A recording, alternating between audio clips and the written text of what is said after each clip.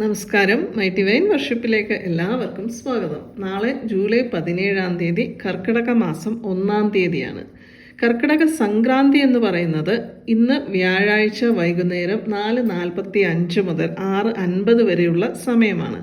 ഈ ഒരു സമയത്ത് വീട്ടിൽ വിളക്ക് കൊളുത്തി പ്രാർത്ഥിക്കുന്നത് വളരെ നല്ലതാണ്. കർക്കിടക സംക്രാന്തി എന്ന് പറയുന്നത് സൂര്യൻ കർക്കിടകം രാശിയിലേക്ക് പ്രവേശിക്കുന്ന സമയമാണ്.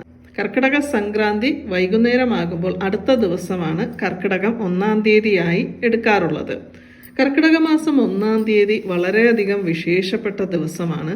എന്തൊക്കെയാണ് ഈ ഒരു ദിവസം നമ്മൾ ഫോളോ ചെയ്യേണ്ട കാര്യങ്ങൾ, അതുപോലെ തന്നെ ഡെയിലി മന്ത്രാസിനെ കുറിച്ചും പറയുന്നുണ്ട്. ആദ്യം നമുക്ക് ഡെയിലി മന്ത്രാസ് നോക്കാം. ജൂലൈ 16 ഓം നാഗരാജായ നമ. 17 ഹരേ രാമ രാമ രാമ ഹരേ ഹരേ, ഹരേ കൃഷ്ണ കൃഷ്ണ കൃഷ്ണ ഹരേ ഹരേ. 18 ഓം ഹം വാരാഹി ദേവി നമ. 19 തിരുസുഴി ഗുഹ ഭവനെ. 20 ഓം മഹാദേവായ നമ. 21 ഓം വിനായകായ നമ. 22 ഓം ശ്രീരാമചന്ദ്രായ നമ. 23 ഓം ലക്ഷ്മി കുബേരായ നമ. 24 ശ്രീ പത്മനേത്രായൈ നമ. 25 ഓം നമോ നാരായണായ. 26 ഹര ഹര മഹാദേവ. 27 ഓം വിശ്വേശ്വരായ നമ. 28 ഓം ഗുഹായ നമ. 29 ഓം ഗുരുഭ്യോ നമ. 30 ഓം നമോ വെങ്കടേശായ. 31 ഓം സർവജന പ്രദായേ നമ. എല്ലാ നാമങ്ങളും 27 തവണയാണ് ചൊല്ലേണ്ടത്.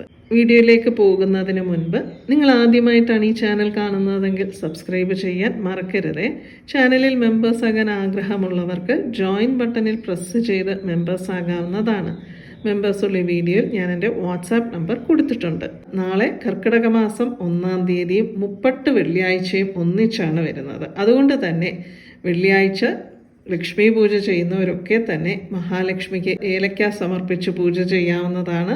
അതിന് സാധിക്കാത്തവർക്ക് മഹാലക്ഷ്മി അഷ്ടകവും അഷ്ടോത്തരവും കനകധാര സ്തോത്രവും ചൊല്ലി വെള്ളിയാഴ്ച ശുക്രഹോരയിൽ പൂജ ചെയ്യുന്നത് വളരെ നല്ലതാണ്. വെള്ളിയാഴ്ച ശുക്രഹോരയിൽ നമ്മൾ പൂജ ചെയ്യുമ്പോൾ നമുക്ക് ശുക്രന്റെ അനുഗ്രഹം കൂടി ലഭിക്കും. ഇനിയിപ്പോൾ ആ ഒരു സമയത്ത് പൂജ ചെയ്യാൻ സാധിക്കാത്തവരാണെങ്കിൽ നിങ്ങൾക്ക് ഏതൊരു സമയമാണോ വെള്ളിയാഴ്ച പൂജ ചെയ്യാൻ സാധിക്കുന്നത് ആ ഒരു സമയത്ത് ചെയ്യാവുന്നതാണ്. നാളെ കർക്കിടകം 1 ആയതുകൊണ്ട് തന്നെ നമ്മൾ ഇന്ന് വൈകുന്നേരം ചെയ്യേണ്ട ചില കാര്യങ്ങളെക്കുറിച്ചാണ് ആദ്യം തന്നെ പറയുന്നത്. അപ്പോൾ എല്ലാവരും വീടൊക്കെ വൃത്തിയാക്കി ശ്രീ ഭഗവതിയെ ആനയിക്കുന്നതിനായി ഒരുങ്ങിയിരിക്കുകയാണ്.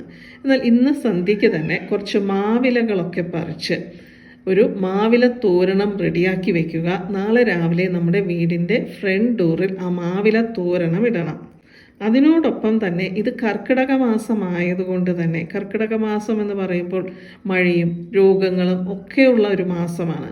കുറച്ച് വേപ്പില, അതായത് ഓരോ പിടി വേപ്പില വീതം നമ്മുടെ ഫ്രണ്ട് ഡോറിൻ്റെ 2 സൈഡുകളിലും കെട്ടിയിടാവുന്നതാണ്. വേപ്പില എന്ന് പറയുമ്പോൾ നമുക്കറിയാം, കൊറോണ കാലത്തൊക്കെ ഒരുപാട് വീടുകളുടെ മുന്നിൽ വേപ്പില തൂക്കിയിട്ടുണ്ടായിരുന്നു. അപ്പോൾ എന്തിനാണ് വേപ്പില നമ്മുടെ വീടിൻ്റെ 2 സൈഡിലും ഇടുന്നതെന്ന് പറഞ്ഞാൽ, ആ ഒരു കാറ്റ് വേപ്പിലയിൽ തട്ടി നമ്മുടെ വീടിനുള്ളിലേക്ക് വരുമ്പോൾ നമുക്കൊരു പ്രതിരോധ ശക്തി ലഭിക്കുമെന്നുള്ളതാണ്. മാത്രമല്ല, ഈ ഒരു കർക്കിടക മാസത്തിലെ വെള്ളിയാഴ്ചകളിൽ ഭഗവതിക്ക് വേപ്പില കൊണ്ട് മാല ചാർത്താറുണ്ട്. കർക്കിടക മാസത്തിൽ വേപ്പിലയ്ക്ക് വളരെയധികം പ്രാധാന്യമുള്ള ഒരു മാസം കൂടിയാണ്. ഈ കാര്യങ്ങൾ ചെയ്യാൻ സാധിക്കും എന്നുള്ളവർ ഇന്ന് തന്നെ വേപ്പിലയും മാവിലയും ഒക്കെ പറിച്ച് മാവില തോരണമൊക്കെ റെഡിയാക്കി വെക്കുക. നാളെ രാവിലെ തന്നെ സൂര്യോദയത്തിന് മുൻപ് ബ്രഹ്മമുഹൂർത്തത്തിൽ ഉണരാൻ സാധിക്കും എന്നുള്ളവർക്ക് ബ്രഹ്മമുഹൂർത്തത്തിൽ തന്നെ ഉണരാവുന്നതാണ്. രാവിലെ ഉണർന്നു കഴിഞ്ഞാൽ നാളെ വെള്ളിയാഴ്ചയാണ്. അതുകൊണ്ട് തന്നെ രാവിലെ കുളിക്കുന്ന വെള്ളത്തിൽ ഓറ ക്ലെൻസ് ചെയ്യുന്നതിന് വേണ്ടി ഏലക്ക വെള്ളം ചേർത്ത് കുളിക്കുന്നതിനെ കുറിച്ച് പറഞ്ഞിട്ടുണ്ടായിരുന്നു.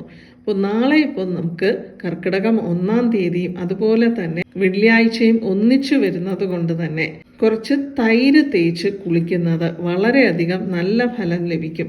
എന്തിനാണ് നമ്മൾ തൈര് ചേർത്ത് കുളിക്കുന്നത് എന്ന് പറഞ്ഞാൽ, നമ്മുടെ ശരീരത്തിലുള്ള നെഗറ്റിവിറ്റി ഒക്കെ തന്നെ മാറിക്കിട്ടുന്നതിനാണ്. നമ്മുടെ ശരീരത്തിലെ ദാരിദ്ര്യങ്ങൾ നീങ്ങും എന്നുള്ളതാണ് തൈര് ചേർത്ത് കുളിക്കുന്നത് കൊണ്ട് ആത്മീയപരമായിട്ടുള്ള വിശ്വാസം. തൈരിന് വളരെയധികം ഔഷധ ഗുണങ്ങളുണ്ട്. അതുകൊണ്ട് തന്നെ നാളെ രാവിലെ ഈ കാര്യങ്ങൾ ഫോളോ ചെയ്യാൻ സാധിക്കുന്നവർ, കാരണം എല്ലാ കാര്യങ്ങളും എല്ലാവർക്കും ഫോളോ ചെയ്യാൻ സാധിച്ചു എന്ന് വരില്ല.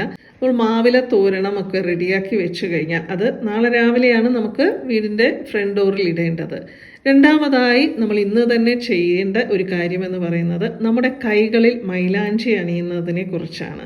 എല്ലാ വർഷവും കർക്കിടക മാസത്തെക്കുറിച്ചുള്ള വീഡിയോ ചെയ്യുമ്പോൾ ഞാൻ പറയാറുണ്ട് കൈകളിൽ മൈലാഞ്ചി അണിഞ്ഞുകൊണ്ട് വിളക്ക് കൊളുത്തുന്നതിനെ കുറിച്ച്. ഇപ്പോൾ നമ്മുടെ ഭാരതത്തിൽ മൈലാഞ്ചി അണിയുന്നതിന് വളരെയധികം ഇമ്പോർട്ടൻസ് ഉണ്ട്. മെഹന്തി, കല്യാണം വരെ ഉണ്ട്. എന്നാൽ നമ്മുടെ കേരളത്തിൽ സ്ത്രീകൾ കൂടുതലായി മൈലാഞ്ചി അണിയാറില്ല. പണ്ട് കാലം മുതലേ കേരളത്തിലെ സ്ത്രീകൾ മൈലാഞ്ചി അണിയുന്ന ഒരു ദിവസമായിരുന്നു കർക്കിടക മാസത്തിലെ തലേ ദിവസം എന്ന് പറയുന്നത്. എന്തിനാണ് നമ്മുടെ കയ്യിൽ മൈലാഞ്ചി അണിയുന്നതെന്ന് പറഞ്ഞാൽ, ആ മൈലാഞ്ചി അണിഞ്ഞ കൈകൾ കൊണ്ട് നാളെ രാവിലെ വിളക്ക് കൊളുത്തുമ്പോൾ മഹാലക്ഷ്മിയുടെ അനുഗ്രഹവും 3 ദേവിമാരുടെ അനുഗ്രഹവും നമുക്ക് ഒരുമിച്ച് ലഭിക്കുമെന്നുള്ളതാണ് വിശ്വാസം. അതിനാണ് കയ്യിൽ മൈലാഞ്ചി അണിയുന്നത്. മഹാലക്ഷ്മിക്ക് വളരെയധികം പ്രിയപ്പെട്ട ഒരു ചെടി കൂടിയാണ് മൈലാഞ്ചി എന്ന് പറയുന്നത്. ഇന്നിപ്പോൾ മൈലാഞ്ചി അണിയാനുള്ള സമയമൊന്നും ഇല്ലാത്തവരും ഉണ്ടായിരിക്കാം. അപ്പോൾ അങ്ങനെ മൈലാഞ്ചി അണിയാൻ ഒട്ടും സമയം കിട്ടിയില്ല നിങ്ങൾക്കെങ്കിൽ വിഷമിക്കാനൊന്നുമില്ല. നാളെ രാവിലെ വിളക്ക് കൊളുത്തുന്നതിന് മുൻപ് കുറച്ച് മഞ്ഞൾപ്പൊടി നമ്മുടെ വലത് കൈയുടെ വെള്ളയിലിട്ട് കുറച്ച് വെള്ളം കൂടി ചേർത്തൊന്ന് കുഴച്ച്, അതായത് ഒരു റൗണ്ട് പോലെ നമ്മുടെ കൈവെള്ളയിൽ തേച്ചിട്ട് ആ കൈകൾ കൊണ്ട് നമുക്ക് വിളക്ക് കൊളുത്താവുന്നതാണ്. ഇത് മൈലാഞ്ചി അണിയാൻ സമയമില്ലാത്തവർക്ക് ഉള്ള ഒരു സെക്കൻഡ് ഓപ്ഷനാണ്. കാരണം മഞ്ഞൾ എന്ന് പറയുന്നതും മംഗളകരമായ ഒരു വസ്തുവാണ്. അപ്പോൾ കൈവെള്ളയിൽ മഞ്ഞൾ തേച്ചുകൊണ്ട് നമ്മൾ വിളക്ക് കൊളുത്തുമ്പോൾ അതിൻ്റേതായിട്ടുള്ള ആ ഒരു നല്ല ഫലങ്ങൾ നമുക്ക് ലഭിക്കുക തന്നെ ചെയ്യും. നമ്മൾ വിളക്ക് കൊളുത്തുമ്പോൾ എപ്പോഴും ലക്ഷ്മി കടാക്ഷം ഉണ്ടാകണം എന്ന് പ്രാർത്ഥിച്ചുകൊണ്ടാണല്ലോ ചെയ്യുന്നത്. അപ്പോൾ ആ ഒരു കാര്യം നമുക്ക് തീർച്ചയായും സാധിക്കും. വെള്ളിയാഴ്ചയും കർക്കിടക മാസം 1-ാം തീയതിയും ഒന്നിച്ചായതുകൊണ്ട് തന്നെ 5 തിരിയിട്ട് തന്നെ നിലവിളക്ക് കൊളുത്താൻ ശ്രദ്ധിക്കുക. നെയ്യ് ഒഴിക്കാൻ സാധിക്കുമെന്നുള്ളവർ നെയ്യ് തന്നെ ഒഴിച്ച് കൊളുത്തുക. അങ്ങനെ ചെയ്യുമ്പോൾ നമുക്ക് നമ്മുടെ ആ വിളക്കിൽ ആ നെയ്യിൽ ചേർക്കേണ്ട വസ്തുക്കൾ എന്ന് പറയുന്നത് ഒരേ ഒരു നുള്ള് മഞ്ഞൾപ്പൊടിയും ഒരു നുള്ള് പച്ചക്കർപ്പൂരവുമാണ്. ഇത് ആ എണ്ണയിൽ അല്ലെങ്കിൽ നെയ്യിൽ ചേർത്ത് നമ്മൾ വിളക്ക് കൊളുത്തുമ്പോൾ ഈ ഒരു മാസം മുഴുവൻ നമുക്ക് എല്ലാ വിധത്തിലുമുള്ള മംഗളങ്ങൾ ഉണ്ടാകുന്നതിന് വേണ്ടിയിട്ടാണ്.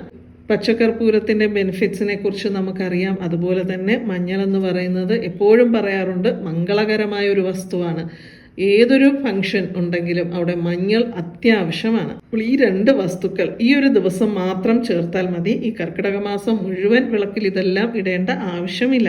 രാവിലെ വിളക്ക് കൊളുത്തി പ്രാർത്ഥിക്കുമ്പോൾ ആദ്യം നമ്മൾ ഗണപതി ഭഗവാനെയാണ് പ്രാർത്ഥിക്കേണ്ടത്. കർക്കിടക മാസത്തിൽ ഏതെങ്കിലും ഒരു ദിവസമെങ്കിലും നമ്മുടെ വീട്ടിൽ ഗണപതി ഹോമം ചെയ്യാൻ സാധിക്കും എന്നുള്ളവർക്ക് ഗണപതി ഹോമം ചെയ്യാവുന്നതാണ്. വീട്ടിൽ നമുക്ക് എങ്ങനെ ഗണപതി ഹോമം ചെയ്യാം എന്നുള്ളതിനെ കുറിച്ചൊക്കെ ഓൾറെഡി വീഡിയോ ചെയ്തിട്ടുണ്ട്. ഇതുകൂടാതെ ചെങ്കണപതി ഹോമം എന്ന് പറഞ്ഞ് ഡെയിലി വീട്ടമ്മമാർ ചെയ്യുന്ന ഒരു ഗണപതി ഹോമമുണ്ട്. അതായത് അടുപ്പ് കത്തിച്ച് ചെറിയ ഒരു പീസ് തേങ്ങാപ്പൂളും കുറച്ച് ശർക്കരയും കൂടി ഇട്ട് കൊണ്ടുള്ള ഗണപതി ഹോമം. അതിപ്പോൾ നമ്മുടെ ഗ്യാസ് അടുപ്പിലൊക്കെ അത് ചെയ്യാൻ ബുദ്ധിമുട്ടായിരിക്കും. അപ്പോൾ എന്ത് ചെയ്യാമെന്ന് പറഞ്ഞാൽ പഴയ ഒരു നോൺ സ്റ്റിക്ക് പാത്രം എടുത്ത് അതിൽ കുറച്ച് ചകിരി ഇട്ട് കത്തിച്ച് അതിലേക്ക് ഒരു തേങ്ങാപ്പൂളും കുറച്ച് ശർക്കരയും ചേർത്ത് ഭഗവാനോട് പ്രാർത്ഥിക്കാവുന്നതാണ്. ഇതെല്ലാ ദിവസവും നമുക്ക് ചെയ്യാൻ ബുദ്ധിമുട്ടായിരിക്കും, കാരണം അടുപ്പില്ലാത്തത് കൊണ്ട് തന്നെ. അതുകൊണ്ട് നാളെ ചെയ്യാൻ സാധിക്കുമെന്നുള്ളവർക്ക് നാളെ ഒരു ദിവസമായി ചെയ്യാം. അപ്പോൾ നാളെ രാവിലെ വിളക്ക് കൊളുത്തി കഴിഞ്ഞാൽ മഞ്ഞൾ ഗണപതിയെ ഉണ്ടാക്കാൻ സാധിക്കും എന്നുണ്ടെങ്കിൽ ഒരു മഞ്ഞൾ ഗണപതിയെ ഉണ്ടാക്കി വെച്ച് കുറച്ച് കറുക സമർപ്പിക്കാം. അപ്പോൾ അതിനുള്ള സമയമൊന്നുമില്ല എന്നുള്ളവർക്ക് വീട്ടിലുള്ള ഗണപതി ഭഗവാന്റെ ഫോട്ടോയിൽ കറുക സമർപ്പിക്കാം. ആദ്യം നമ്മൾ പ്രാർത്ഥിക്കേണ്ടത് ഗണപതി ഭഗവാനോടാണ്. ഓം വിനായകായ നമ എന്ന് 3 തവണ പ്രാർത്ഥിക്കുക. അതിനുശേഷം രണ്ടാമതായി നമ്മുടെ കുടുംബ പരദേവതയോട് വേണം നമ്മൾ പ്രാർത്ഥിക്കേണ്ടത്. അപ്പം നമുക്കറിയാം നമ്മുടെ കുടുംബ പരദേവത ആരാണ് എന്ന്. അപ്പം നമ്മുടെ പരദേവതയെ നമ്മളൊന്ന് മനസ്സിൽ ധ്യാനിച്ച് എല്ലാ നന്മകളും ഉണ്ടാകണം നമ്മുടെ കുടുംബത്തിന് എന്ന് പ്രാർത്ഥിക്കുക. മൂന്നാമതായി നമ്മുടെ ഇഷ്ടദൈവം. എല്ലാവർക്കും ഓരോ ഇഷ്ടദൈവം ഉണ്ടായിരിക്കും. ചിലർക്ക് കൃഷ്ണനായിരിക്കും, ചിലർക്ക് മുരുകനായിരിക്കും. അങ്ങനെ നിങ്ങളുടെ ഇഷ്ടദൈവം ആരാണോ ആ ദേവനോട് അല്ലെങ്കിൽ ദേവിയോട് പ്രാർത്ഥിക്കുക. നാലാമതായി നമ്മൾ ഓം നമോ നാരായണായ എന്നാണ് ചൊല്ലുന്നത്. അപ്പോൾ നിങ്ങളുടെ ഇഷ്ടദൈവം കൃഷ്ണനോ മഹാവിഷ്ണുവോ ആണെങ്കിൽ നമ്മൾ ഓം നമോ നാരായണായ എന്ന് ചൊല്ലിക്കഴിഞ്ഞാൽ പിന്നെ മഹാലക്ഷ്മിയെ പ്രാർത്ഥിക്കാവുന്നതാണ്. ഓം ശ്രീം മഹാലക്ഷ്മിയേ നമ. അഞ്ചാമതായി നമുക്ക് ഓം നമഃശിവായ ആണ് ചൊല്ലേണ്ടത്. അപ്പോൾ ഈ 5 നാമങ്ങളാണ് നമ്മൾ രാവിലെ വിളക്ക് കൊളുത്തിക്കഴിഞ്ഞാൽ ആദ്യം ചൊല്ലേണ്ടത്. ഇതെല്ലാം തന്നെ വെറും 3 തവണ മാത്രം ചൊല്ലിയാൽ മതി. ആദ്യം ഗണപതി ഭഗവാനെ, രണ്ടാമത് നമ്മുടെ കുടുംബദേവത, മൂന്നാമത് ഇഷ്ടദൈവം. കൂടുതൽ പേർക്കും ഇഷ്ടദൈവം മഹാവിഷ്ണു അല്ലെങ്കിൽ ശിവനോ ഒക്കെ ആയിരിക്കും. അപ്പോൾ ആ ഒരു നാമം ചൊല്ലാം. പിന്നെ നമുക്ക് മഹാവിഷ്ണുവിൻ്റെ നാമമല്ല നിങ്ങൾ ചൊല്ലിയതെങ്കിൽ ഓം നമോ നാരായണായ ചൊല്ലാം, അല്ലെങ്കിൽ ഓം ശ്രീ മഹാലക്ഷ്മി നമ എന്ന് ചൊല്ലാം. അഞ്ചാമതായി നമഃശിവായ ചൊല്ലാവുന്നതാണ്. നമ്മളവിടെ ഗണപതി ഭഗവാനെയും മഹാവിഷ്ണുവിനെയും മഹാലക്ഷ്മിയെയും ശിവഭഗവാനെയും ഒക്കെ പ്രാർത്ഥിക്കുന്നുണ്ട്. 3 തവണ മാത്രം ആദ്യം ചെയ്താൽ മതി. അതിനുശേഷം നമുക്ക് രാമരാമ ചൊല്ലാവുന്നതാണ്. പിന്നെ നമ്മൾ നിത്യവും ചൊല്ലുന്ന നാമങ്ങളൊക്കെ ചൊല്ലാവുന്നതാണ്. അപ്പോൾ രാവിലെ വിളക്ക് കൊളുത്തിയതിന് ശേഷം വേണം ശ്രീ ഭഗവതിയെ വരവേൽക്കാൻ. അതായത് ഒരു ചെറിയ പലകയിൽ കോലമൊക്കെ വരച്ചാണ് ശ്രീ ഭഗവതിയെ കുടിയിരുത്തുന്നത്. ഒരു പ്ലേറ്റിൽ, കഴിഞ്ഞ വീഡിയോയിൽ ഞാൻ പറഞ്ഞിട്ടുണ്ടായിരുന്നു, ഒരു പ്ലേറ്റിൽ അഷ്ടമംഗള വസ്തുക്കളൊക്കെ വെച്ചാണ് ഭഗവതിയെ നമ്മുടെ വീട്ടിലേക്ക് വരവേൽക്കുന്നത്. അപ്പോൾ ആ ഒരു കാര്യം ചെയ്തതിന് ശേഷം വേണം രാമായണം പാരായണം ചെയ്യേണ്ടത്. കഴിവതും ക്ഷേത്രത്തിൽ പോയി ദർശനം നടത്തി വന്ന് വേണം രാമായണ പാരായണം തുടങ്ങേണ്ടത്. ഇനിയിപ്പോൾ ക്ഷേത്രം ഒരുപാട് ദൂരെയാണ്, പോകാൻ സാധിക്കില്ല എന്നുണ്ടെങ്കിൽ മനസ്സിൽ പ്രാർത്ഥിച്ചുകൊണ്ട് രാമായണ പാരായണം തുടങ്ങാവുന്നതാണ്.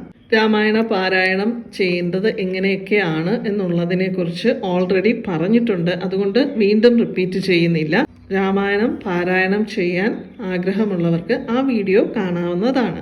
നാളെ 1-ാം തീയതി ആയതുകൊണ്ട് തന്നെ ശ്രീ ഭഗവതിയെയൊക്കെ വരവേറ്റതിന് ശേഷം കുറച്ച് കറുവാപ്പട്ട നമ്മുടെ കയ്യിൽ എടുത്ത് വെച്ചിട്ട് ഫ്രണ്ട് ഡോറിന് മുന്നിൽ പോയി അത് വീടിനുള്ളിലേക്ക് ഊതി വിടേണ്ടതാണ്. ഈ ഒരു മാസം മുഴുവൻ നമുക്ക് എല്ലാ വിധത്തിലുമുള്ള സമ്പൽ സമൃദ്ധി ഉണ്ടാകണമെന്ന് മനസ്സിൽ പ്രാർത്ഥിച്ചുകൊണ്ട് വേണം ഇത് ചെയ്യേണ്ടത്.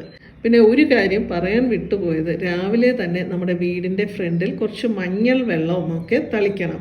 അപ്പോൾ കഴിഞ്ഞ വീഡിയോയിൽ ഞാൻ പറഞ്ഞിട്ടുണ്ടായിരുന്നു, വീടൊക്കെ വൃത്തിയാക്കി കഴിയുമ്പോൾ തലേ ദിവസം തന്നെ ഒന്നുകിൽ ചാണകവെള്ളമോ അല്ലെങ്കിൽ മഞ്ഞൾ വെള്ളമോ തളിച്ച് ശുദ്ധിയാക്കുന്നതിനെ കുറിച്ച്. ഇത് കർക്കിടകം 1-ാം തീയതി രാവിലെ നമ്മുടെ വീടിൻ്റെ മുൻവശം നമ്മൾ തൂക്കുമല്ലോ. അപ്പോൾ തൂത്തതിന് ശേഷം കുറച്ച് മഞ്ഞൾ വെള്ളമൊക്കെ തളിച്ച് ചെറിയ ഒരു കോലം കൂടി ഇടാൻ സാധിക്കും എന്നുണ്ടെങ്കിൽ അത് ചെയ്യാവുന്നതാണ്. ഇനിയിപ്പോൾ വീടിന് മുന്നിൽ അത് ചെയ്യാൻ സാധിക്കില്ല എന്നുള്ളവർ തീർച്ചയായും നമ്മുടെ വീട്ടിലെ പൂജാമുറിയിൽ ഒരു കോലം വരച്ചിടേണ്ടതാണ്.